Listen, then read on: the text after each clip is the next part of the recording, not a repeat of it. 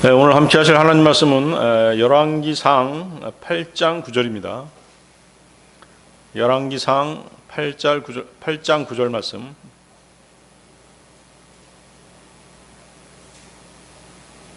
네, 찾으셨으면 제가 받들어 읽겠습니다.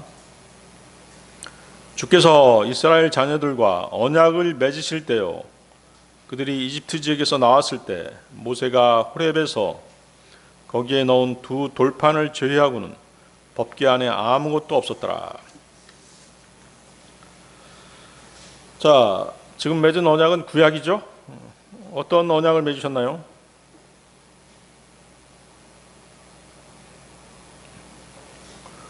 이스라엘과 맺은 언약이죠?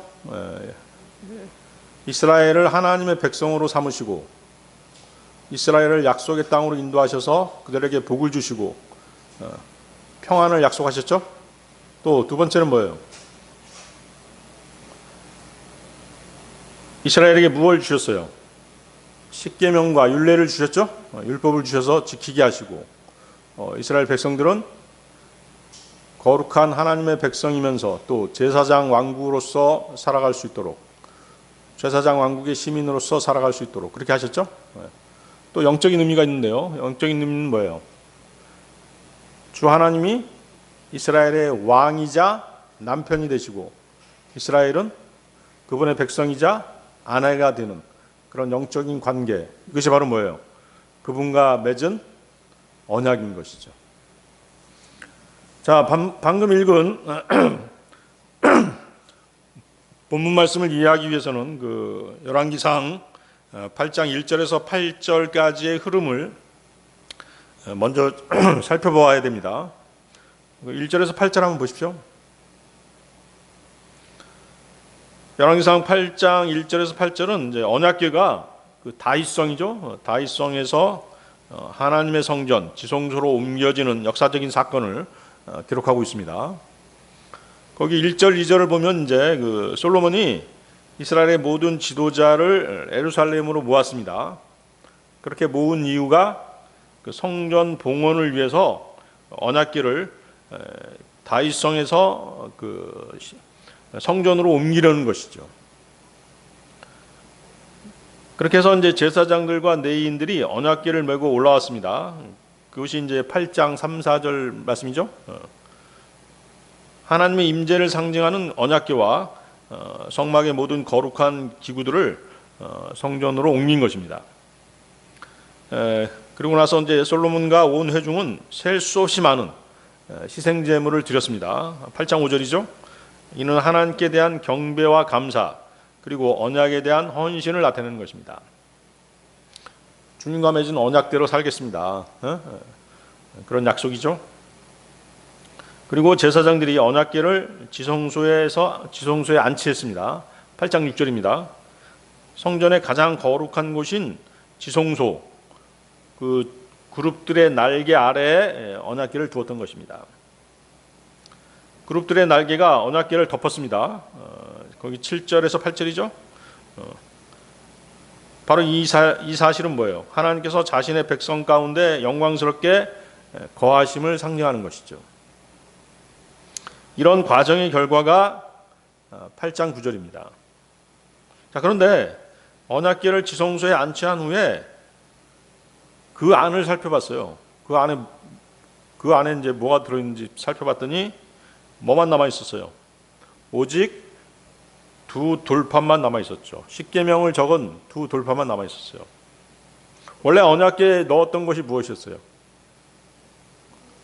그렇죠. 그 만나를 담은 금 항아리. 만나를 담은 금 항아리는 상징하는 게 뭐예요? 먹는 음식이니까 하나님의 공급과 은혜죠. 그 다음에 두 번째는 아론의 쌍난 지팡이. 아론의 쌍난 지팡이 뭘 상징하죠? 부활이죠. 그렇죠? 막대기에서 싹이 났잖아요. 그것은 바로 부활을 상징하죠. 그리고 아론이 제사장이죠. 주 예수님의 그 대사장 직분을 나타내고 있죠. 세 번째가 바로 뭐예요? 언약의 두 돌판입니다. 그렇죠? 그래서 두 돌판이 상징하는 것은 언약과 율법, 곧 하나님의 말씀이죠. 그 세 가지가 들어있었는데 열어보니까 뭐만 남아있었어요? 언약의 두 돌파만 남아있었죠. 예. 그래서 이 사실은 뭐냐면 단순히 남아있는 물건의 목록을 알려주는 게 아니었습니다. 매우 중요한 영적인 의미를 담고 있습니다. 과거 그 언약궤, 즉 법궤 안에 있었던 만나를 담은 금 항아리와 아론의 쌍난 지팡이는 더 이상 언급되지 않고 있습니다. 언약궤 안에 두 돌판만 남아 있었음을 통해서 이스라엘의 그 신앙의 중심은 뭐다? 하나님의 언약과 율법, 즉 말씀에 있음을 보여주는 것입니다. 즉 성전의 거룩함은 건물 자체에 있는 것이 아니라 하나님의 임재와 그분의 언약의 말씀 위에 세워져 있다는 사실을 강조하고 있는 것입니다. 이스라엘 백성들은 성전을 섬겼죠? 성전을 섬겼어요. 왜 성전을 거룩하다고 생각했기 때문에 그런 것이죠. 그곳 지성소에 하나님께서 임재하셨거든요. 그렇지만 여러분들 한번 생각해 보세요. 하나님께서 그 이스라엘의 성전에만 임하셨을까요? 그렇지 않죠. 하나님은 무소부재하신 분이에요. 모든 곳에 다 하나님께서 계세요. 이 자리에도 하나님께서 와 계시죠. 그런데 이스라엘 백성들은 어떻게 했어요? 자기네들 성전에만 하나님께서 오신다 이렇게 생각한 것이죠. 그래서 성전을 섬긴 것이죠. 성전 숭배 사상이 있었던 것입니다. 그렇지만 정작 중요한 것은 뭐예요? 성전의 거룩함이 아니라 하나님의 임재와 그분의 언약의 말씀 위에서 성전은 세워진 것이다. 여러분에게서 여러분들이 그 세월이 흐르면서 남는 게 무엇이에요? 여러분에게 남는 게 무엇이죠? 많은 추억 남을 수 있죠. 또 돈도 쌓아놓을 수 있죠. 저축 열심히 하는 사람 있잖아요. 또 스펙도 쌓을 수 있죠. 지식도 쌓일 수 있습니다. 인맥도 쌓을 수 있어요. 그렇지만 어때요? 시간이 지나면 하나씩 없어지는 것이에요. 없어질 것들이죠. 그렇죠? 우리가 떠나게 되면 어때요? 단 하나도 이런 한 푼 가지고 같이 올라갈 수 없죠. 그렇죠? 이스라엘도 마찬가지였습니다. 광야에서 만나를 먹었습니다. 아론의 쌍난 지팡이를 보았습니다. 또 수많은 기적들을 경험했습니다. 그런데 솔로몬 성전에서 언약궤를 열어보니까 뭐만 남아 있었어요? 두 돌파만 남아 있었죠? 왜 하나님은 이것만을 남겨두셨을까요? 생각해 본 적 있으세요? 그래서 오늘 본문은 하나님께서 가장 중요하게 여기시는 것이 무엇인지를 보여주는 그런 장면인 것이죠. 그래서 오늘 설교 제목은 뭐냐면 하나님께서 끝까지 남겨두시는 것이 되겠습니다. 하나님께서 끝까지 남겨두시는 것, 첫 번째, 하나님은 기적보다 언약을 남기신다. 기적보다 언약을 남기신다. 자, 언약궤 안에 돌파만 남아있는 것은 하나님과 이스라엘 사이의 관계의 핵심이 언약임을 보여주는 것입니다. 이스라엘은 그 갈라진 홍해를 건넜습니다. 천사들의 음식인 만나를 먹었죠. 불기둥과 구름 기둥의 인도를 받았습니다. 또 아론의 쌍난 지팡이를 보았습니다. 그러나 하나님은 그런 기적들을 법궤 안에 흔적을 남겨놓지 않으셨어요. 오직 언약의 돌판만 남겨두셨습니다. 왜 그렇게 하셨을까요? 기적은 믿음을 돕지만 말씀은 믿음을 세우기 때문인 것이죠. 아시겠어요? 여러분들 이제 출애굽기 24장 한번 보십시오. 출애굽기 24장 7절 8절 말씀.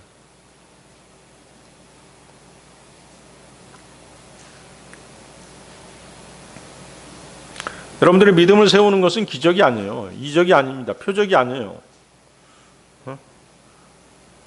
방언이라든가 이런 것들이 여러분들의 믿음을 세우는 게 아니라는 것이죠. 무엇이 여러분들의 믿음을 세우는 것이에요? 말씀인 것이죠. 출애굽기 24장 7절 8절. 그런 다음에 그가 언약의 책을 가져와서 백성이 청취하는 데서 읽었더라. 그러자 그들이 말하기를 주께서 말씀하신 모든 것을 저희가 실행하고 순종하겠나이다 하였더라. 그러자 모세가 피를 취하여 그것을 백성에게 뿌리고 말하기를 주께서 이 모든 말씀에 관하여 너희와 맺은 언약의 피를 보라 하였더라. 거기 7절 보십시오. 주께서 말씀하신 모든 것. 여기서 말씀하신 모든 것으로 번역된 그 히브리어는 그 디베르입니다. 디베르 이렇게 있죠. 이 디베르는 단순히 그 말하다를 넘어서 권위를 가지고 명령하다, 분명하게 선포하다 이런 뜻을 가지고 있습니다. 하나님께서 자신의 뜻을 백성들에게 확실하게 밝히시고 그 말씀을 반드시 지키도록 명령하셨다는 그런 의미인 것이죠. 또한 그 말씀 속에서는 하나님께서 친히 이루실 것이라는 약속도 포함되어 있습니다. 하나님께서 말씀하신 것은 헛되이 나갔다가 돌아오지 않죠. 반드시 하나님께서는 그 말씀을 성취하시는 분이십니다. 그래서 하나님의 말씀인 성경은 사람의 생각이나 철학에서 나온 것이 아닙니다. 그렇지만 어때요? 세상 사람들은 여러 종교 경전 중에 하나인 것으로 이렇게 취급하죠. 어리석은 것이죠. 생명의 말씀인데도 불구하고 그렇게 생각하고 있는 것이에요. 세상에서 가장 많이 팔린 책이 성경이라는 걸 알면은 한 번쯤은 읽어봐야 되는데 그렇지 않죠? 고리타분한 책, 뭐 이렇게 생각하고 있어요. 성경은 하나님께서 직접 말씀하시고 계시하신 말씀입니다. 그렇기 때문에 하나님의 말씀을 선택적으로 받아들여서는 안 되죠. 성경 변개의 그 가장 우선순위가 뭔지 아세요? 성경에서 사람들 마음에 드는 그런 구절만 뽑아서 이렇게 따로 성경을 만드는 것이에요. 여러분들 다이제스트 성경 이런 거 들어보셨어요? 사람들이 들어보면 좋은 말, 명언이다 뭐 이런 말들 있잖아요. 듣기 좋은 말, 아름다운 말 이런 것들만 뽑아서 또 만든 성경도 있어요. 그러다 보니까 어때요? 성경을 도대체 이해할 수 없는 것이죠. 세상에 있는 여러 그 교훈을 주는 책 중에 하나 정도로 취급한단 말이죠. 그러다 보니까 어때요? 성경의 핵심적인 내용들을 다 놓치게 되는 것이죠.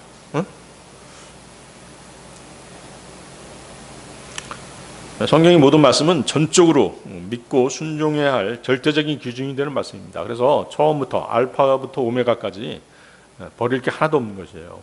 쉼표 하나 버릴 게 없는 것이죠.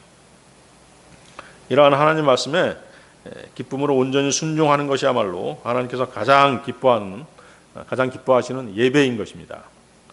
그 어떤 재물보다 귀한 믿음의 헌신인 것이죠. 사무엘상 15장 22절이죠. 사무엘도 그렇게 얘기했죠. 순종이 가장 소중하다. 주께서 번제물들과 희생제물들을 주의 음성에 순종하는 것만큼 매우 크게 즐거워하시나이까? 보소서, 순종하는 것이 희생제물보다 낫고 경청하는 것이 순양들의 지방보다 낫나이다. 아무리 많은 성경 지식을 가지고 있다고 하더라도 순종하지 않으면 아무 소용이 없는 것이에요. 거기 8절 보십시오. 출애굽기 24장 8절. 모세가 피를 취하여 그것을 백성에게 뿌리고. 자, 이 같은 행위는 하나님과 언약을 체결하게 되는 이스라엘을 대속하는 의미를 갖는 것이죠. 그렇죠? 피로써 모든 것이 정결케 된다라고 성경은 말씀하십니다. 지금 이스라엘이 하나님과 언약을 맺으면서 뿌린 피는 무슨 피예요? 무슨 피죠? 동물의 피죠. 동물의 피입니다. 무엇을 예표하는 표인가요? 장차 예수 그리스도의 보혈을 예표하는 피인 것이죠. 그렇죠? 이런 이제 피를 뿌리는 행위는 이스라엘을 정결케 하고 또 뭐예요? 이스라엘 백성 개개인이 하나님과 언약의 당사자가 된다는 그런 의식을 갖게끔 하기 위해서 뿌리는 것이죠. 그리고 언약을 위반할 때 어떻게 됩니까? 피, 곧 생명으로 그 값을 치르게 된다는 사실을 깨우치기 위함이었던 것이죠. 그래서 피는 성경에서 생명을 상징하죠? 생명을 상징합니다. 레위기 17장 11절인데요. 레위기 17장 11절. 이는 육체의 생명이 피 속에 있기 때문이라. 그런즉 나는 그것을 너희에게 주어 제단 위에서 너희의 혼들을 위한 속죄를 이행하게 하였노라. 이는 그것이 혼을 위하여 속죄를 이행하는 피이기 때문이라. 또한 희생제물의 피는 장차 죄인을 위해서 대신 죽으실 예수 그리스도의 십자가 보혈을 미리 보여주는 예표인 것입니다. 예수님의 보혈을 믿음으로 받아들이는 사람은 죄사함을 받죠. 하나님 앞에서 깨끗하게 되고 하나님께 구별된 백성이 되는 것입니다. 예수님의 보혈이 죄를 씻고 우리를 거룩하게 하는 것입니다. 그래서 우리 구원받은 그리스도인들은 죄와 죽음에서 벗어났죠. 하나님의 구원의 은혜를 누리면서 신앙생활을 하고 있는 것입니다. 로마서 3장 25절인데요. 하나님께서 그리스도를 그분의 피의 믿음을 통하여 화해의 제물이 되도록 세우셨으니 하나님의 인내하심을 통해 과거에 있던 죄들의 사면으로 인하여 그분의 의를 선언하려 하심이라. 그렇죠? 그래서 이제 구원받은 간증 중에 이런 간증이 있을 수 있어요. 난 예수 그리스도의 피로 구원받았어. 이거 아주 정확한 간증인 것이죠. 아시겠어요? 나 예수님을 믿었어. 이것도 아주 스탠다드한 그런 간증이긴 하지만 나 예수님의 피를 믿었어. 이러면 아주 좋은 간증인 것이에요. 정확한 간증인 것이죠. 자, 8절 계속 보십시오. 주께서 이 모든 말씀에 관하여 너희와 맺은 언약의 피를 보라. 하나님께서 지금까지 모세를 통해 주신 모든 말씀을 바탕으로 언약을 세우셨음을 지금 강조하고 있습니다. 여기서 그 너희와 맺은 언약이란 뭐예요? 하나님께서 이제 먼저 은혜로 언약을 세우시고 이스라엘 백성을 그 언약에 순종하기로 응답하는 그런 관계인 것이죠. 아까 언약에 대해서 말씀드렸잖아요. 이스라엘을 그분의 백성으로 삼으시고 이스라엘은 율법과 율례를 밟고 그분의 거룩한 백성으로 살아가는 것이죠. 그 언약이란 말이에요. 그것이 구약이란 말이에요. 근데 그 구약은 뭘로 맺어졌다? 동물의 피로 맺어진 언약인 것이죠. 동물의 피로 맺어지기 때문에 어때요? 불완전한 요소가 있는 것이죠. 그것이 완전하게 된 때는 언제예요? 예수님 오셔서 그분이 피를 흘리셨을 때 그 피로 이제 완전하게 되는 것이죠. 완전하게 성취되는 것이죠. 그래서 그 언약의 시작은 이제 하나님께 있지만 그 언약을 지키는 책임은 누구에게 있다? 백성들에게 있는 것입니다. 그렇기 때문에 언약을 맺는 모든 이스라엘 백성은 하나님과 그분의 말씀에 순종해야 할 책임이 자신에게 있다는 사실을 분명히 깨달아야 되는 것입니다. 우리 그리스도인들은, 신약 그리스도인들은 예수님의 피로 새로운 언약을 맺은 것이에요. 그래서 신약인 것이잖아요. 그렇죠? 이해하시죠? 그럼 신약의 정확한 내용은 뭐예요? 그분의 은혜로, 그분이 흘리신 보혈로 값없이 죄사함을 받았죠? 그리고 하나님의 백성으로 그분의 은혜 가운데 살아가는 것이죠. 그거 신약이에요. 그것이.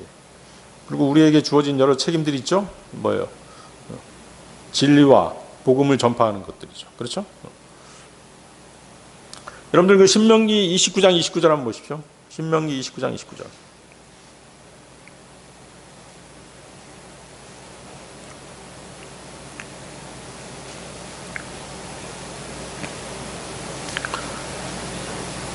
신명기 29장 29절. 은밀한 것들은 주 우리 하나님께 속하느니라. 그러나 그처럼 계시된 것들은 영원토록 우리에게와 우리 자녀들에게 속하나니 우리로 하여금 이 율법의 모든 말씀들을 행하게 하려 하심이라. 자, 여기 두 가지가 나오는데요. 은밀한 것들하고 계시된 것. 은밀한 것들은 눈에 보이지 않는 것들이죠. 계시된 것들은 눈에 보이는 것들이죠. 우리에게 나타난 것들입니다. 그래서 은밀한 것들은 감추어진 것들로서 하나님만 아시는 영역이에요. 자, 법궤 안에 있었던 만나를 담은 금 항아리와 아론의 쌍난 지팡이가 왜 없어졌는지, 언제 없어졌는지는 하나님께서 밝히지 않으시죠? 바로 이게 뭐예요? 이게 감추어진 것, 은밀한 일에 속하는 것이에요. 아시겠어요? 근데 계시된 건 뭐예요? 남아있던 것이죠. 남아있는 건 무엇이었죠? 하나님께서 말씀으로 알려주신 언약이죠. 그래서 그 언약 궤 안에 뭐만 있었어요? 언약의 두 돌판만 남아 있었던 것이죠. 그것이 바로 계시된 것이죠. 이 계시된 것은 어떻게 해야 돼요? 우리가 백성이 믿고 순종해야 할 진리인 것입니다. 아까 읽었던 출애굽기 24장 7절하고 8절에서 하나님은 자신의 말씀을 백성들에게 계시하시고 피로 언약을 세우셨습니다. 그 후 솔로몬 시대 언약궤 안에는 뭐만 남아 있었다? 두 돌판만 남아 있었습니다. 하나님께서는 언약의 돌판을 통해 계시된 말씀만을 남겨두신 것이에요. 이것은 하나님께서 자신의 백성에게 맡기신 가장 중요한 것은 무엇이다? 계시된 말씀과 언약이라는 사실을 보여주고 있는 것입니다. 그리고 이러한 구약의 그 계시된 약속은 예수 그리스도의 피를 통해서 완전히 성취되었던 것이죠. 자, 여러분들 알고 있는 구약에 계시된 하나님의 약속 뭐가 있죠? 여러분들 다는 얘기할 수 없고 몇 가지만이라도 얘기한다면 뭐가 있을까요? 여러분들이 알고 있는 거. 계시된 하나님의 약속. 성경 말씀에 다 나와 있는데요. 첫 번째, 여자의 씨 나와 있죠? 여자의 씨, 여자의 후손이 그 뱀의 머리를 상하게 할 것이다. 그런 게 하나의 약속이에요. 계시된 약속이죠. 또 아브라함의 복, 그죠? 아브라함을 통해서 그 모든 나라, 이방인 나라까지 포함해서 다 복을 받을 것이다. 그렇죠? 이스라엘뿐만 아니라 이방 나라들도 복을 받을 것이다. 뭐 그런 약속, 계시된 약속이죠. 또 다윗의 영원한 보장, 다윗의 영원한 보좌, 그렇죠? 예수님의 보좌를 상징하죠. 그런 것들. 또 이제 그 새 언약에 대한 약속, 뭐 이런 것들이 다 계시된 것들이에요. 근데 그 계시된 말씀들은 하나님께서 반드시 성취하시는 것이죠. 숨기시는 게 아니란 말이에요. 그렇기 때문에 우리는 그 감추어진 일을 억지로 알려고 하기보다 하나님께서 이미 계시하신 말씀과 약속을 붙들고 믿고 순종하는 것이 더욱 중요한 것입니다. 하나님께서는 은밀한 것들은 그분의 주권 아래 두시지만 계시하신 말씀은 반드시 이루시는 분이십니다. 자, 예수님께서 물고기 2마리와 보리빵 5개로 그 5천 명을 먹이시는 그런 기적을 행하셨습니다. 근데 어때요? 다음 날 빵을 또 받으려고 사람들이 다시 몰려왔잖아요. 그래서 예수님께서 뭐라고 말씀하세요? 요한복음 6장 27절인데요. 썩어 없어지는 음식을 위하여 수고하지 말고 다만 영원한 생명에까지 지속되는 음식을 위하여 수고하라. 인자가 그 음식을 너희에게 주리니 이는 하나님 아버지께서 그를 확정하셨기 때문이라. 예. 영원한 생명에까지 지속되는 음식 뭐죠? 영원한 생명에까지 지속되는 음식을 주시겠다고 하시면서 내가 그 음식을 주겠다고 하시잖아요. 뭐죠? 하나님의 말씀이죠. 아시겠어요? 말씀을 주시겠다고 약속하신 것이에요. 사람들은 배를 채우기 위해서 예수님이 또 기적을 행해 주시기를 원했어요. 그렇지만 어때요? 예수님께서는 영생의 말씀을 주셨죠. 하나님께서 남겨두시는 것, 그래서 그 기적과 감동 이런 것들은 순간적인 것이죠. 그렇죠? 순간적인 것이지만 하나님의 말씀은 평생의 기준이 되는 것이에요. 자, 하나님께서 끝까지 남겨두시는 것. 두 번째, 하나님의 임재는 말씀 위에 머문다. 하나님의 임재는 말씀 위에 머문다. 그래서 여러분들이 이제 알아야 될 게 뭐냐면 말씀과 하나님의 나타나심, 이게 동일하게 봐야 되는 것이에요. 말씀이 있는 곳에는 뭐가 있다? 하나님께서 계신다. 예수님이 어떤 분이세요? 말씀이 육신이 돼서 이 땅에 오신 분이시잖아요.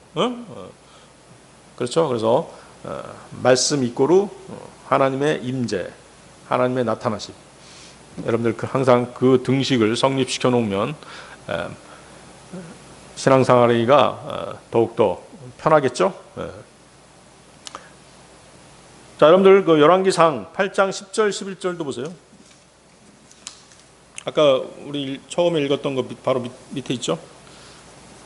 열왕기상 8장 10절 11절. 그리고 제사장들이 거룩한 처소에서 나왔을 때 이러한 일이 있었으니 구름이 주의 집을 가득 채웠더라. 그렇게 구름 때문에 제사장들이 섬기려고 설 수 없었더라. 이는 주의 영광이 주의 집을 가득 채웠기 때문이라. 자, 10절 보십시오. 제사장들이 거룩한 처소에서 나왔을 때, 자, 언약궤 안에 십계명 돌파만이 남아 있었던 것은 하나님의 보좌가 거룩한 말씀 위에 세워져 있음을 의미하는 것입니다. 자, 그런데 어때요?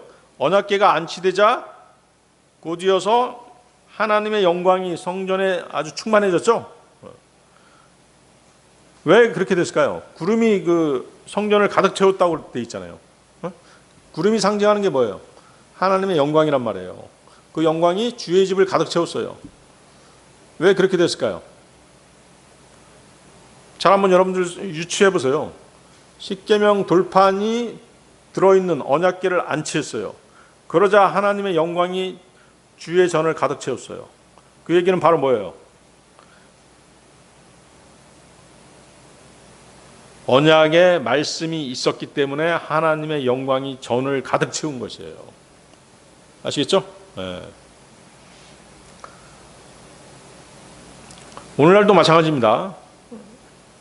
교회가 커서 혹은 성도들이 많아서 그래서 하나님의 영광이 임하는 것이 아니에요. 응? 교회에 어떤 프로그램이 많다고 해서 성령님께서 역사하시는 것이 아니라니까요. 바른 말씀이 중심이 될 때, 그때 하나님께서 함께 하시는 것입니다. 거기 10절 또 보십시오. 구름이 주의 집을 가득 채웠더라. 성경에서 구름은 거룩하신 하나님의 그 임재를 상징합니다. 그런데 어때요? 이 구름이 다음 절에서 11절에서 주의 영광 이렇게 표현되고 있잖아요. 따라서 구름이 성전을 가득 채웠다는 것은 하나님께서 충만한 영광으로 친히 임재하셨다는 그런 증거인 것입니다. 이것은 이제 그 하나님께서 과거에 모세의 성막에 임재하신 것처럼 이제 솔로몬 성전을 그분의 임재 장소로 인정하셨다는 것을 전달해 주고 있는 것입니다. 11절 보십시오. 구름 때문에 제사장들이 섬기려고 설 수 없었더라. 자, 제사장들은 그 하나님의 영광을 도저히 감당할 수 없었음을 그렇게 강조하고 있죠. 제사장들이 성전의 지성소에 언약궤를 안치하고 나오자 곧 하나님의 영광으로 가득 찬 구름이 주의 전에 충만하게 되었습니다. 과거 모세가 그랬던 것처럼 제사장들 역시 성전에서 그들의 임무, 제사장들의 임무가 있죠. 등잔불 정리, 분향단에 향을 사르는 것, 또 빵 차림상을 정리하는 것, 이런 일들이 주어져 있는데 그런 직무를 수행할 수 없었던 것이죠. 과거 모세는 하나님께 가장 가까이 쓰임받는 종이었지만 하나님의 영광이 성막에 충만하자 그곳에 들어갈 수 없었어요. 출애굽기 40장 35절인데요. 출애굽기 40장 35절. 그리하여 모세가 회중의 천막 안으로 진입할 수 없었으니 그 구름이 그 위에 거하고 주의 영광이 성막을 가득 채운 까닭이라. 왜 들어갈 수 없었을까요? 어떤 인간의 공로라든가 경건함만으로는 그 하나님의 그 거룩하신 임재 앞에 나아갈 수 없는 것입니다. 마찬가지로 제사장들 역시 그 거룩한 직무를 수행하도록 그렇게 구별된 자들이지만 그들 역시 근본적으로는 뭐예요? 근본적으로는 죄인들인 것이죠. 그래서 우리 인간은 누구나 다 죄인이기 때문에 하나님의 거룩하심을 접할 수 없었던 것입니다. 우리는 주님의 거룩함을 계속 따라갈 뿐인 것이죠. 그래서 인간은 누구나 거룩하신 영광의 하나님 앞에 도저히 설 수 없는 죄인들인 것입니다. 그런데 어때요? 오늘날 우리들은 하나님의 은혜의 보좌에 담대히 나아갈 수 있다라고 말씀하시죠. 그분의 영광에 참여할 수 있는 축복을 누리고 있는 것입니다. 자, 하나님의 거룩하신 영광에 우리가 참여할 수 있게 된 것은 무엇 때문이에요? 우리의 외모, 우리의 성품, 우리의 재능, 우리의 노력, 우리의 공로 때문이 아니죠. 우리의 죄로 인해서 십자가에 달리신 그리스도의 구속으로 말미암아 죄 사함을 받고 하나님 앞에 설 수 있는 온전한 의를 받았기 때문인 것이죠. 그렇죠? 로마서 3장 24절이죠. 로마서 3장 24절. 그리스도 예수 안에 있는 구속을 통하여 그분의 은혜로 값없이 정당함을 입증받았느니라. 그분의 의를 전가받았기 때문에 우리가 하나님의 은혜의 보좌에 담대히 나아갈 수 있는 것이죠. 여러분들 느헤미야 8장 한번 보십시오. 느헤미야 8장.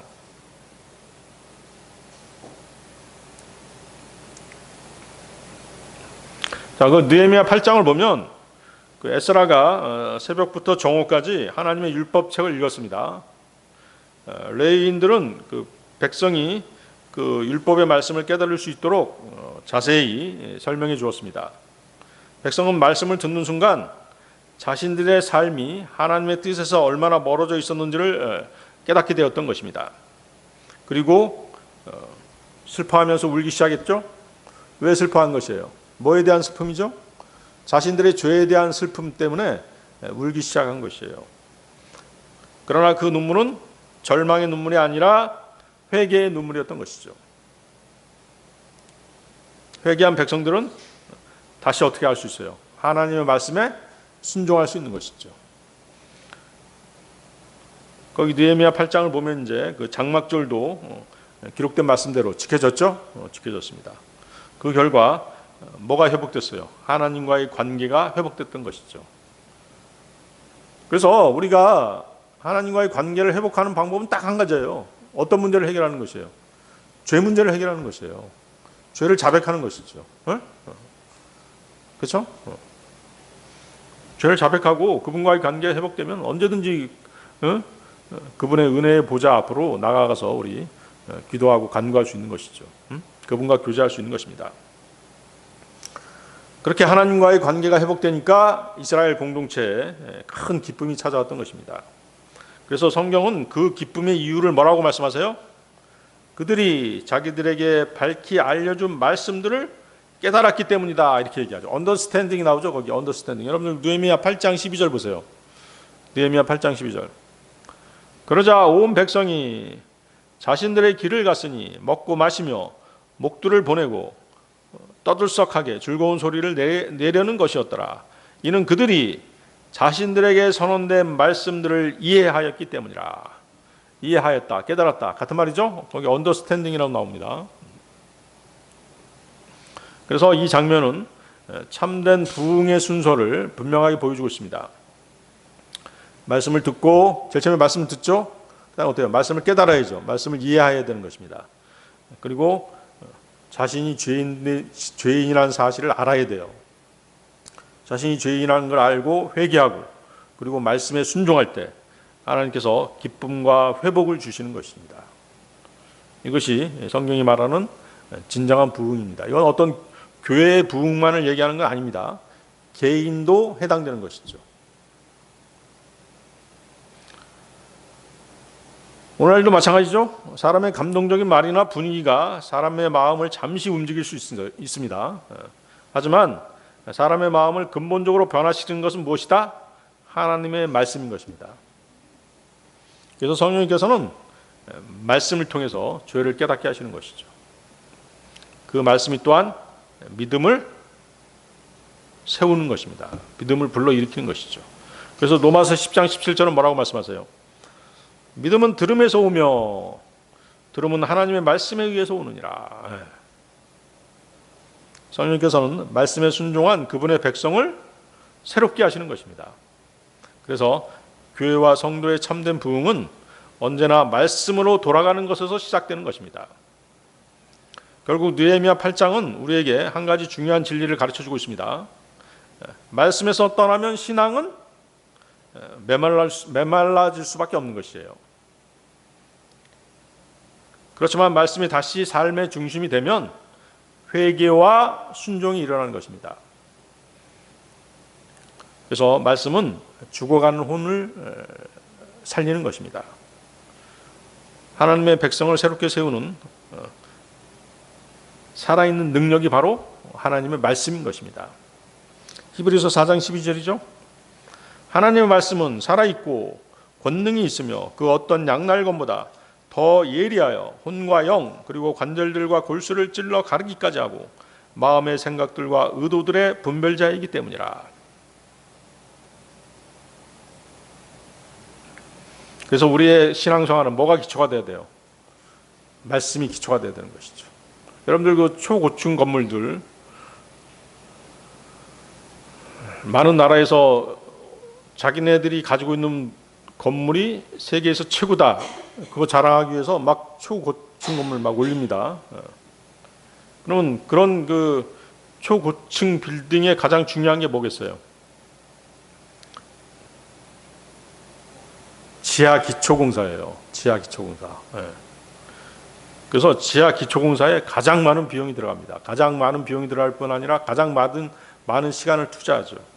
기초가 약하면 아무리 화려한 건물도 오래 버티지 못하기 때문입니다. 신앙도 마찬가지인 것이죠. 사람들은 봉사와 직분 뭐 그런 외적인 것들이 아주 열심입니다. 하지만 하나님께서는 우리의 신앙이 말씀이라는 반석 위에 세워져 있는지를 보시는 것이에요. 말씀이 기초가 된 그 신앙만이 인생의 폭풍 속에서도 결코 흔들리지 않는 것입니다. 하나님께서 끝까지 남겨두시는 것 세 번째, 세월이 흘러도 변하지 않는 말씀. 세월이 흘러도 변하지 않는 말씀. 여러분들 이사야서 40장 8절 보십시오. 이사야서 40장 8절.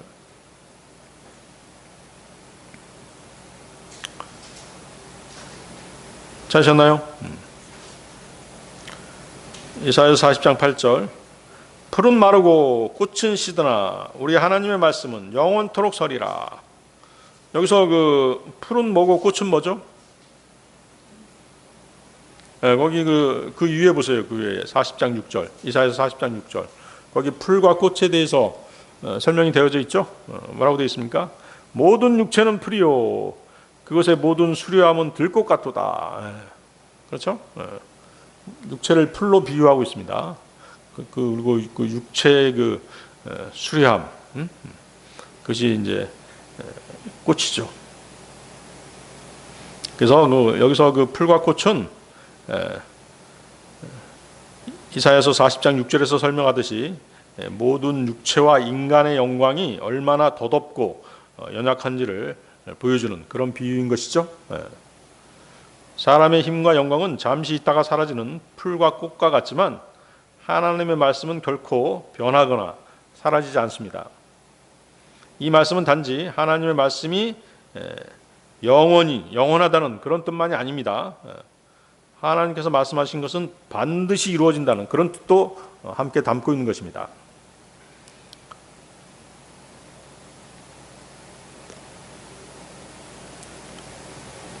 그래서 이제 사실 이 말씀은 이제 뭐하고 관계가 있어요? 이스라엘이 그 바빌론 포로 생활하고 관계가 있거든요. 포로 생활 가운데 있던 이스라엘에게 선포된 그 회복과 약속, 죄를 용서하겠다는 약속, 구원을 베푸시겠다는 약속은 인간의 계획처럼 실패하거나 사라지지 않습니다. 하나님은 자신이 말씀하신 것을 반드시 이루시는 분이시기 때문입니다. 그래서 계시된 말씀은 항상 성취된다. 그렇게 생각하시면 되겠죠. 그래서 하나님의 백성은 자신의 형편이나 세상의 변화를 바라보는 그런 신앙 자세를 가지면 안 되는 것입니다. 영원히 변하지 않고 반드시 성취되는 하나님의 말씀을 믿어야 하는 것입니다. 그래야 그 말씀을 통해서 위로와 소망을 가질 수 있게 되는 것입니다. 거기 그 설이라는 말씀 있죠. 설이라. 우리 하나님의 말씀은 영원토록 설이라. 설이라에 해당되는 그 히브리어는 야쿰인데요. 그 야쿰이라고 하는 말은 무언가를 확고하게 지탱하고 지지하는 자세, 무언가를 지탱하고 지지하는 자세를 나타내는 그런 단어입니다. 그러니까 어떠한 방해와 장애물이 놓여 있어도, 즉 어떤 그 악의 세력이라든가 그 인간적인 세력의 공격 앞에서도 하나님의 말씀은 견고하게 서 있을 것을 나타내 주는 그런 말씀이 되겠습니다. 그래서 하나님의 입에서 나간 말씀은 허망하게 다시 돌아오는 경우가 없습니다. 반드시 하나님의 뜻을 성취하고야 마는 것이죠. 이사야서 55장 11절이 바로 그 말씀이잖아요. 이사야서 55장 11절, 나의 입에서 나가는 내 말도 그러하도다. 내 말은 나에게 헛되이 돌아오지 아니하리라. 오히려 그것은 내가 기뻐하는 것을 이행할 것이요 내 말은 내가 그것을 그리로 보낸 것 안에서 형통하리라. 여러분들이 하나님의 말씀을 가지고 있으면 모든 것에서 형통할 수 있어요.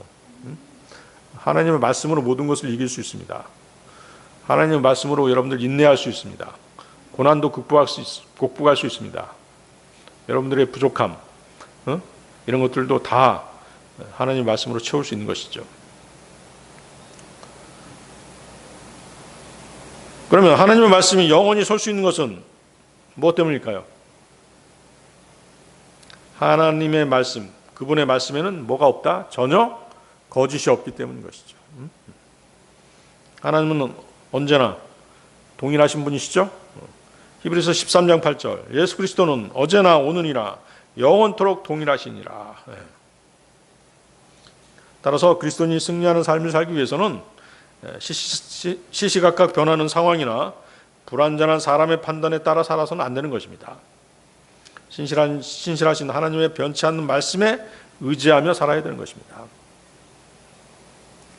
자, 광야에서 그 법궤 안에 넣어두었던 그 돌판이 수백 년이 지난 솔로몬 시대에도 그대로 남아 있었습니다. 그렇죠? 이 사실은 하나님의 말씀은 시대가 변해도 변하지 않는다는 증거인 것입니다. 왕은 바뀌었습니다. 왕은 계속 바뀌었죠? 제사장도 계속 바뀌었습니다. 백성도 바뀌었습니다. 그러나 뭐만은 하나님의 말씀이 적혀 있는 그 두 돌판은 변하지 않고 그 자리에 있었던 것입니다. 오늘날도 마찬가지죠? 그렇죠? 세상이 계속 변하잖아요. 문화도 변합니다. 윤리도 변하죠. 과거에 선이었던 것이 지금은 선이 아니게 돼 있어요. 과거에 옳았던 것이 지금은 옳지 않습니다. 세상은 이렇듯 계속 변합니다. 그러나 하나님의 말씀은 변하지 않는 것입니다. 여러분들 열왕기하 다시 보시겠습니다. 열왕기하 22장 8절에서 11절 한번 보세요. 열왕기하 22장 8절에서 11절. 이윽고 대제사장 힐키야가 서기관 샤판에게 말하기를 제가 주의 집에 안에서 율법책을 발견하였나이다 하였더라. 그러면서 힐키야가 샤판에게 그 책을 주었더니 그가 그것을 읽었더라. 그러고 나서 서기관 샤판이 왕에게 와서 왕에게 다시 기별을 가져와 말하기를 당신의 종들이 그 집에서 얻어진 돈을 모았고 그것을 주의 집의 감독권을 가지고 공사를 집행하는 자들의 손안에 넘겼나이다 하였더라. 그러면서 서기관 샤판이 왕에게 보여주며 말하기를 제사장 힐키야가 책 한 권을 저에게 넘겼나이다 하였더라. 그리고 샤판이 왕 앞에서 그것을 읽었더라.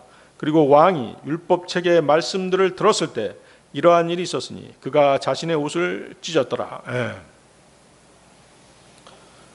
성전이 오랫동안 방치되어 있었죠. 백성들은 우상을 섬겼습니다. 하나님의 말씀을 잊고 살았습니다. 그러나 성전을 수리하던 중에 대제사장 힐키야가 율법책을 발견하게 됩니다. 그 책을 읽은 요시야 왕은 옷을 찢으면서 회개했던 것입니다. 그리고 온 백성과 함께 하나님의 언약을 다시 세우기로 결단하게 되었던 것입니다.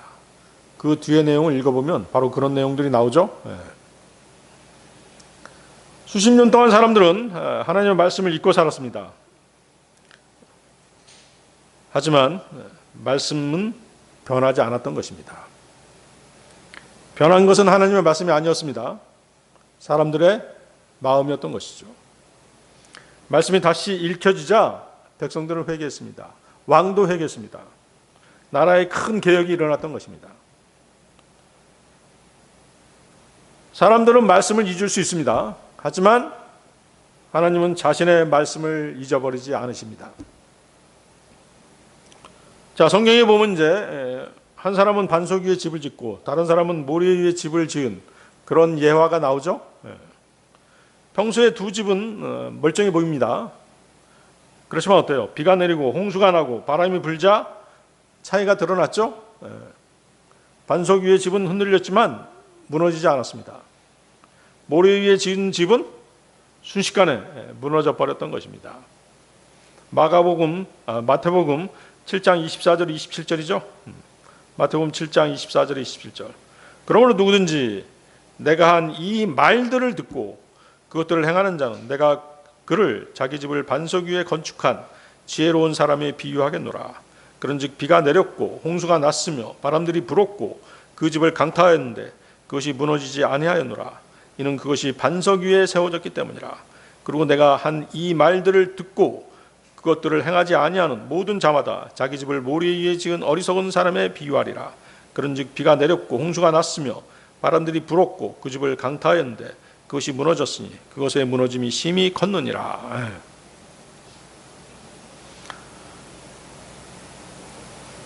예수 그리스도라고 하는 반석, 또 하나님의 말씀이라고 하는 반석 위에 신앙의 기초를 둔 사람들은 결코 흔들릴 수는 있지만 무너지지 않는 것입니다.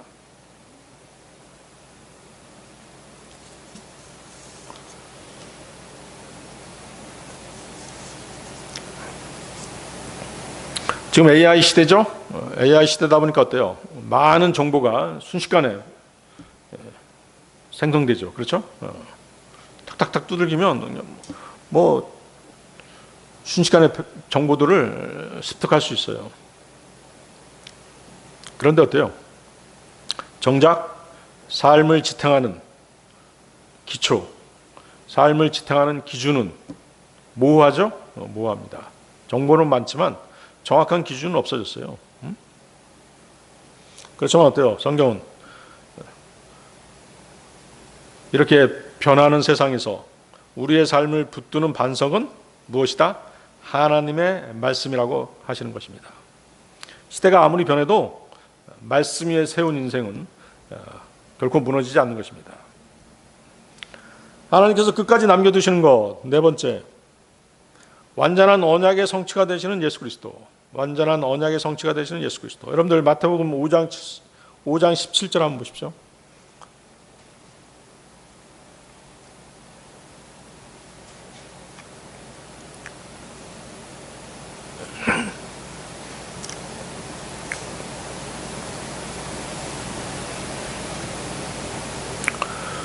그래서 이제 그 AI의 발전과 함께 그 어떤 뭐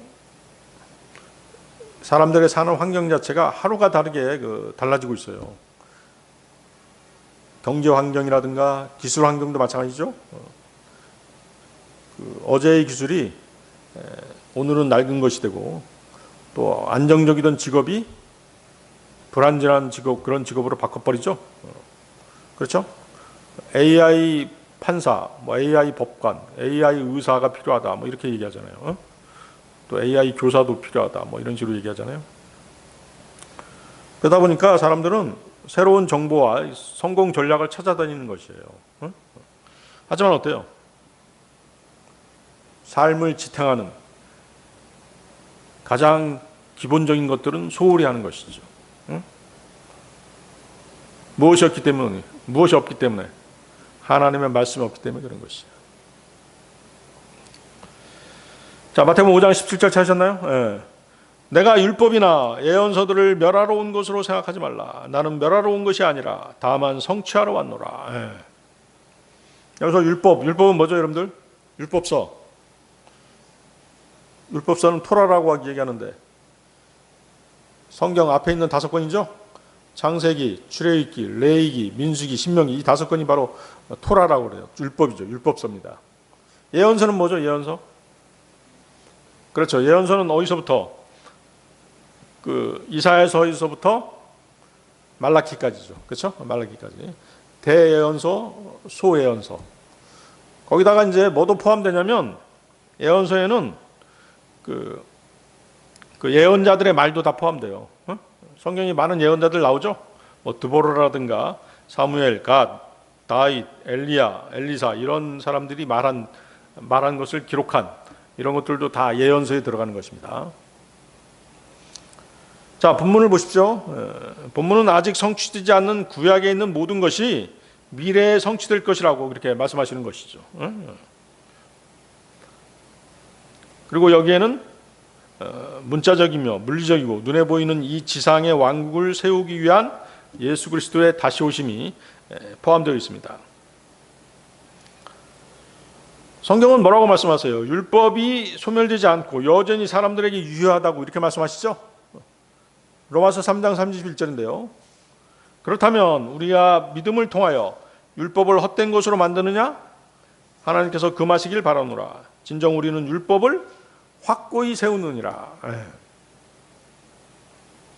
바울에 따르면 율법은 거룩하고 의로우며 선하고 영적입니다. 로마서 7장 12절. 이런 이유로 율법은 거룩하고 명령도 거룩하며 정당하고 선하니라. 율법은 단지 이 시대의 구원을 위한 수단으로 사용되지 않을 뿐인 것이죠. 여러분들 율법으로 구원받으셨나요? 아니죠? 그러니까 지금 이 시대의 율법은 구원을 위한 수단으로 사용되지 않는 것뿐이지 반드시 필요한 것들이에요. 로마서 3장 20절인데요. 그러므로 율법의 행실들로는 그분의 목전에서 정당함을 입증받을 육체가 전혀 없느니라. 이는 율법으로는 죄를 알게 되기 때문이라. 사도행전 13장 38절 39절 말씀입니다. 그러므로 남자 형제들아 너희에게 이것이 알려질지니 이 사람을 통하여 너희에게 죄들의 용서함이 선포되었다는 것과 그분에 의하여 너희가 모세의 율법으로는 정당함을 입증받을 수 없었던 모든 일들에서 믿는 자들 모두가 정당함을 입증받았다는 것이라. 모세의 율법을 통해서는 구원받을 수 없죠. 예수님을 통해서만 구원받을 수 있죠. 그렇지만 어때요? 율법에는 그리스도인들이 지켜야 될 것들이 많이 있죠? 많이 있습니다. 여러분 한번 십계명 보세요. 십계명 보면 어때요? 한 가지만 빼놓고 다 지켜야 되죠. 한 가지 뭐예요? 십계명에 있는 한 가지 우리가 지키지 않아도 되는 거. 그렇죠. 의식법인 안식일. 안식일 준수만 빼놓고 나머지는 다 지켜야 돼요. 응? 그렇죠. 여러분들 그 십계명에 있는 그 율법들을 안 지키면 어때요? 양심의 가책이 바로 생기잖아요. 응? 그래서 율법은 영원히 폐해지지 않는 것입니다. 왜? 하나님의 말씀이기 때문에. 그래서 마찬가지로 하나님께서 끝까지 남겨두시는 것은 말씀이 육신이 되어 오신 예수 그리스도신 것이죠. 자, 언약궤 안에는 결국 뭐만 남았어요? 그 언약의 돌파만 남았었죠. 이것은 뭐냐면 하나님께서 자신의 말씀과 언약을 가장 귀하게 여기신다는 증거인 것입니다. 그리고 그것들을 끝까지 보존하신다는 것입니다. 하나님께서는 단지 돌판만 보존하신 것이 아니었습니다. 그 돌판에 담긴 모든 약속을 이루실 구원자를 보내셨죠. 거기 분명 우리가 앞에서 읽었잖아요. 내가 율법이나 예언서를 멸하러 온 것으로 생각하지 말라. 나는 멸하러 온 것이 아니라 다만 성취하러 왔노라. 율법의 약속들을 진짜로 성취하신 분이 계시단 말이에요. 그분이 누구세요? 예수 그리스도 우리 주님이시죠. 응? 그래서 여기서 이제 성취한다. 이것은 그 율법을 없앤다든가 무시한다는 그런 뜻이 아닙니다. 하나님께서 구약에서 약속하신 모든 말씀과 언약을 자신의 삶과 죽음과 부활을 통해 완전하게 이루신다는 뜻인 것입니다. 자, 출애굽기 24장에서 하나님은 희생제물의 피를 통해서 옛 언약을 세우셨습니다. 구약을 세우셨죠? 그렇지만 그 언약은 장차 더 완전한 언약을 기다리고 있었던 것입니다. 마침내 예수 그리스도께서 십자가에서 자신의 피를 흘리심으로써 새 언약을 세우셨던 것입니다. 그렇죠? 그래서 새 언약은 뭐다? 예수 그리스도의 보혈과 그분의 은혜와 그분의 죽으심으로 말미암아 생겨난 복음인 것이죠. 불완전했던 구약의 동물 제사와 희생과 예언을 모두 완전하게 하셨던 것입니다. 히브리서 8장 6절인데요. 그러나 이제 그분께서 더 탁월한 사역을 얻어내셨으며 또한 그분께서 그만큼 더 좋은 언약의 중개자이시니 그것은 더 좋은 언약들 위에 확립된 것이라. 더 좋은 약속들 위에 확립된 것이라. 새 언약인 것이죠. 그렇기 때문에 언약의 돌파는 약속을 담고 있었습니다. 예수 그리스도께서는 그 약속의 완전한 성취가 되셨습니다. 하나님께서 끝까지 남겨두신 것은 단순한 돌판이 아니었습니다. 그 돌판에 기록된 약속을 온전히 이루신 예수 그리스도셨던 것이죠. 따라서 오늘날 우리 신앙의 중심은 율법이 아닙니다.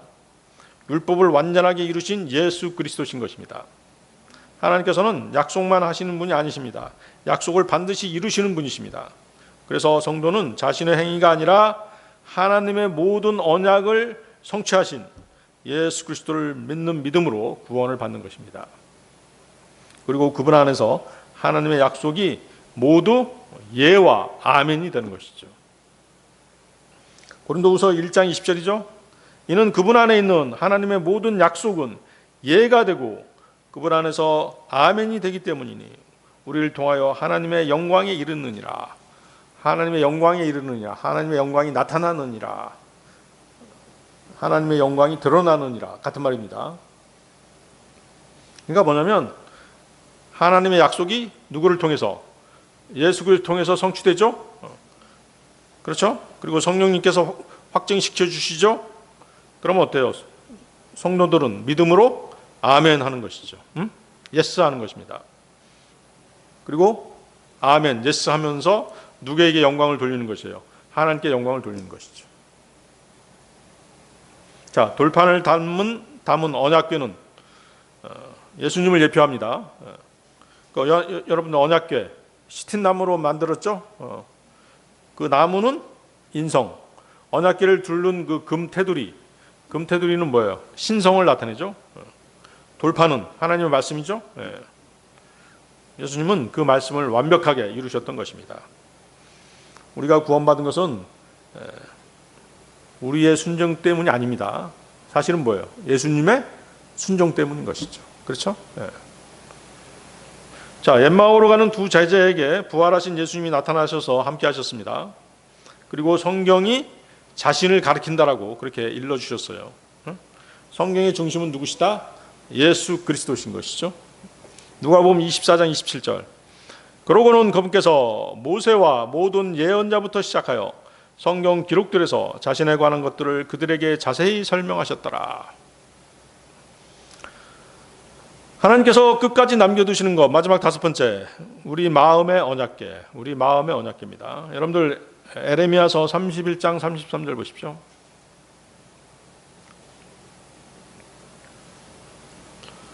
에레미야 31장 33절.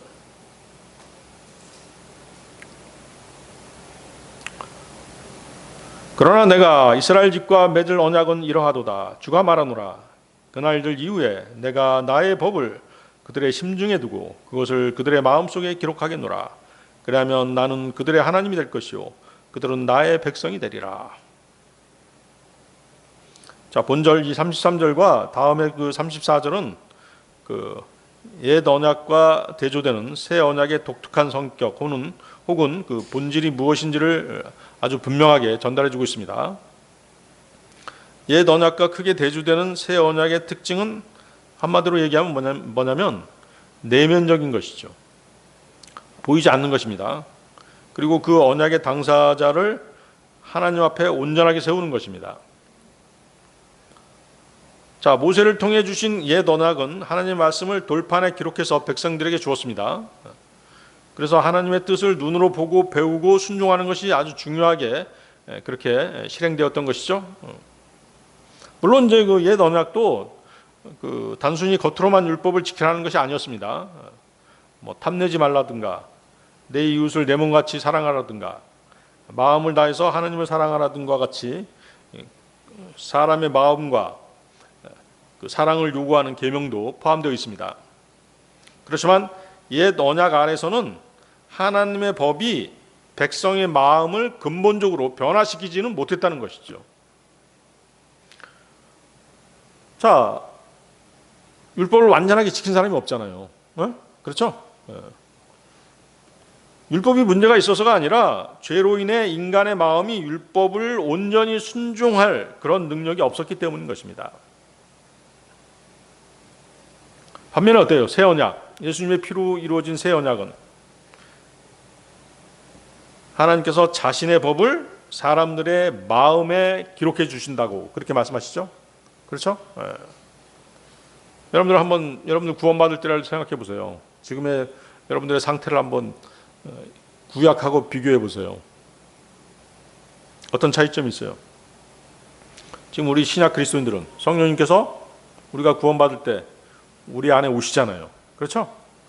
우리 안에 오셔서 거하시면서 마음을 새롭게 해주시죠? 하나님의 뜻을 기쁨으로 순종하도록 역사하시죠? 바로 뭐예요? 그것이 구약하고 다른 점이죠. 구약은 이거 하지 마라, 저거 하지 마라, 동물 바쳐라, 뭐 바쳐라, 피 뿌려라, 이런 내용들이 있잖아요. 그것을 행해야 되잖아요. 그런데 어때요? 신약 그리스도인들은 하나님께서 직접 우리 안에 오시잖아요. 우리 안에 오셔서 우리의 믿음 생활, 우리 신앙 생활을 인도해 주시잖아요. 그렇죠? 그런 차이점이 있잖아요. 그래서 에스겔서 36장 26절 27절에서 뭐라고 말씀하시냐면, 또한 내가 너희에게 새로운 마음을 주겠고 내가 너희 안에 새로운 영을 두겠노라. 그리하여 내가 너희 육신에서 돌 같은 마음을 제거하겠으니 내가 너희에게 살로 된 마음을 주겠노라. 그리고 내가 나의 영을 너희 안에 두겠으니 너희로 하여금 나의 규례들 가운데 살아가게 할 것이요 너희는 나의 공의로운 법규들을 지켜서 그것들을 행하리라. 물론 이제 구약 시대 때도 그 성령님께서 역사하셨습니다. 그렇지만 어때요? 사람들 안에는 들어가서 거하지 않으셨잖아요. 그렇죠? 물론 거한 사람도 있었습니다. 다윗 같은 사람은 이제 성령님께서 오셔서 떠나지 않으셨죠.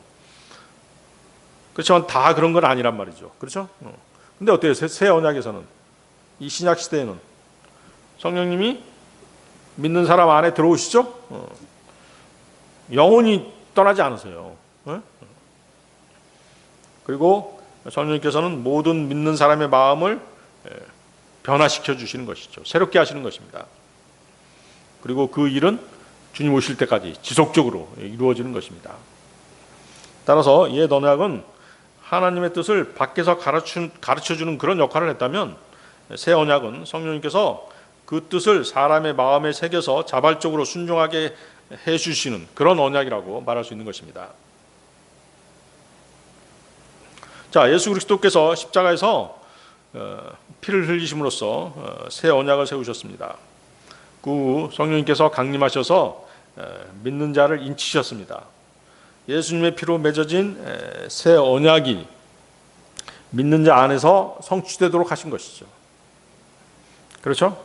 그래서 예수님께서 그 최후의 만찬에서 뭐라고 말씀하셨어요? 이 잔은 나의 피로 세우는 새 유언 언약이다, 이렇게 말씀하시죠? 예레미야가 예언한 새 언약의 기초가 바로 무엇이다? 그분의 피로 세워질 것을 선언하신 것입니다. 그래서 성령을 쫓아 행하는 새 언약의 당사자들, 우리 그리스도인들이죠. 우리 그리스도인들은 결단코 율법을 무해한 것, 무용한 것, 또 뭐 폐할 것, 그렇게 여기지 않습니다. 오히려 어떻게 돼요? 적극적으로 행해야 할 것, 이렇게 여기는 것이죠. 물론 이제 우리가 율법을 행한다고 하면 어떻게 돼요? 우리의 의지, 우리의 결단으로 가능한 것은 아닙니다. 그렇죠? 율법을 온전히 행할 수 있는 사람은 없잖아요. 뭐가 필요한 것이에요? 오직 자기의 옛 본성을 부인하는 가운데 우리 안에 들어와 계신 성령님께서 인도하심을 따라서 그분의 말씀에 순종할 때, 그분의 인도하심에 순종할 때 율법을 행할 수 있는 것이죠. 율법대로 살아갈 수 있는 것이죠. 아시겠어요? 내 이웃을 내 몸과 같이 사랑하라. 우리는 할 수 없죠. 하지만 성령님께서 역사하시면 할 수 있는 것이에요.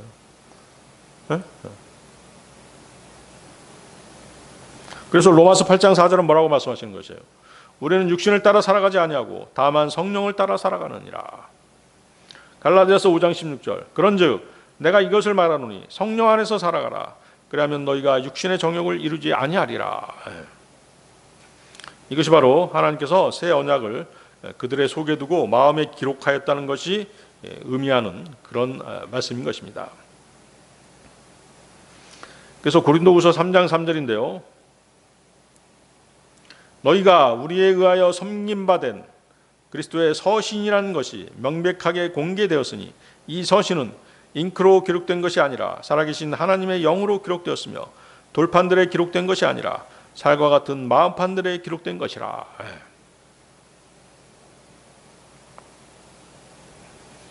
자, 교회는 그 새 언약의 영적인 복을 장차 주님의 재림 후에 회복될 이스라엘보다 먼저 누리고 있는 것입니다. 그렇죠?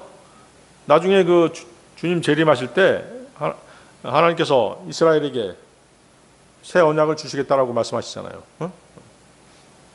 그리고 그들의 마음판에 하나님의 말씀을 기록해 주시겠다고 말씀하시죠. 근데 그 복을 우리 신약 그리스도인들이 먼저 누리고 있는 것이죠. 신약 성도들은 성령님을 통해서 하나님의 말씀, 즉 하나님의 약속이 마음판에 새겨지는 은혜를 이미 경험하고 있는 것입니다.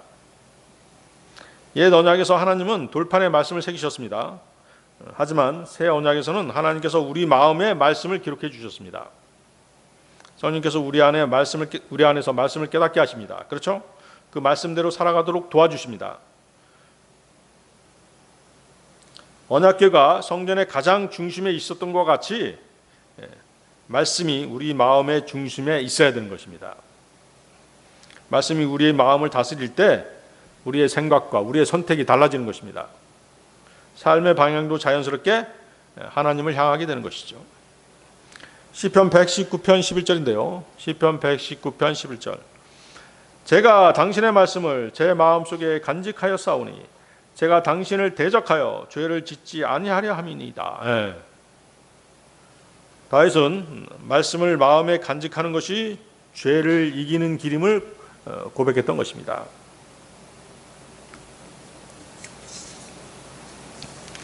자, 아까 읽었던 에레미야 31장 33절 다시 보십시오. 에레미야 31장 33절은 하나님께서 장차 이스라엘과 새 언약을 맺으시고 하나님의 말씀을 그들의 마음에 기록해 주시겠다는 약속입니다. 이 약속은 예수님께서 십자가에서 흘리신 피로 이미 시작되었습니다. 오늘날 신약 성도들은 성령님을 통해서 하나님의 말씀으로 인도받는 은혜를 먼저 누리고 있는 것입니다. 그리고 이 약속은 재림 후에 이스라엘이 민족적으로 하나님께 돌아올 때 완전하게 성취될 것입니다. 히브리서 8장 10절인데요.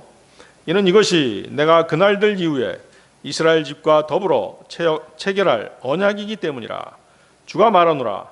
내가 나의 법들을 그들의 생각 속에 두고 그들의 마음 속에 그것들을 기록하리라. 그리하여 나는 그들에게 한 하나님이 될 것이며 그들은 나에게 한 백성이 되리라. 오늘 설교의 결론입니다. 열왕기상 8장 9절은 짧은 구절이지만 놀라운 진리를 말하고 있습니다. 모세가 호렙에서 거기에 넣은 두 돌판을 제외하고는 법궤 안에 아무것도 없었더라. 하나님께서는 말씀만은 끝까지 남겨두셨습니다. 하나님의 백성을 끝까지 붙드는 것은 하나님의 말씀인 것입니다. 시간이 지나면 모든 것이 낡아지고 변질되고 사라집니다. 하지만 하나님께서 하신 말씀은 결코 없어지지 않는 것입니다. 언약궤 안에 돌판만 남아 있었던 것은 하나님께서 자신의 말씀과 언약을 끝까지 지키신다는 사실을 보여주고 있습니다. 하나님께서는 그 말씀을 영원히 보존하시겠다라고 그렇게 약속하셨습니다. 시편 12편 6절 7절이죠. 시편 12편 6절 7절. 주의 말씀들은 순수한 말씀들이라. 흙 도가니 안에서 정련되어 7번 정화된 은 같도다. 오 주여, 당신께서 그것들을 지키시리니 당신께서 그것들을 이 세대로부터 영원토록 보존하시리이다. 그리고 그 보존된 말씀은 예수 그리스도 안에서 모두 성취되었죠? 그렇기 때문에 성도는 세상에 변하는 것들을 붙드는 것이 아니라 하나님께서 보존하시고 반드시 이루시는 말씀을 붙들어야 되는 것입니다. 오늘 우리 교회에서의 중심이 무엇입니까? 무엇이 중심이죠? 그렇습니다. 우리의 마음속 언약궤에는 무엇이 담겨져 있습니까? 여러분의 마음속 언약궤에는 무엇이 담겨져 있죠? 돈입니까? 성공인가요? 미움과 같은 감정은 아니겠죠. 하나님의 말씀이 우리의 삶의 중심에 자리 잡을 때 하나님의 임재와 영광이 우리의 삶과 우리의 가정과 우리의 직장과 그리고 우리의 교회 가운데 충만하게 되는 것입니다. 이적, 기적, 표적을 쫓는 그런 신앙이 아니라 말씀을 붙드는 그런 신앙생활을 하시기 바랍니다. 그리고 그 말씀을 완성하신 주 예수 그리스도의 발자취를 쫓는 그런 삶을 살아가시기 바라겠습니다. 다 같이 기도하시겠습니다.